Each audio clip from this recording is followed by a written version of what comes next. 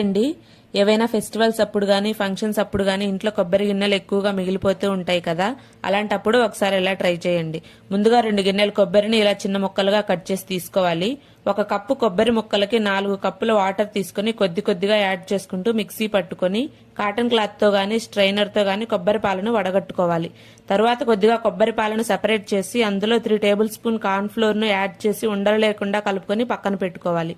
మిగిలిన కొబ్బరి పాలను ఒక గిన్నెలోకి తీసుకుని స్టవ్ మీద మరిగించుకొని అందులోనే మనం కొబ్బరి ముక్కలను ఏ కప్ తో అయితే తీసుకున్నామో అదే కప్ తో 1/3 షుగర్ వేసుకొని ముందుగా కలిపి పెట్టుకున్న కార్న్ ఫ్లోర్ మిక్సీని కూడా అందులో వేసుకొని బాగా కలుపుకొని థిక్ కన్సిస్టెన్సీలోకి వచ్చిన తర్వాత స్టవ్ ఆఫ్ చేసుకోవాలి.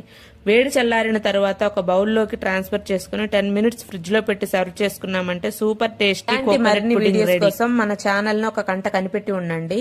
వీడియో నచ్చితే లైక్ చేసి సబ్స్క్రైబ్ చేసుకోండి. Thanks for watching. Bye guys.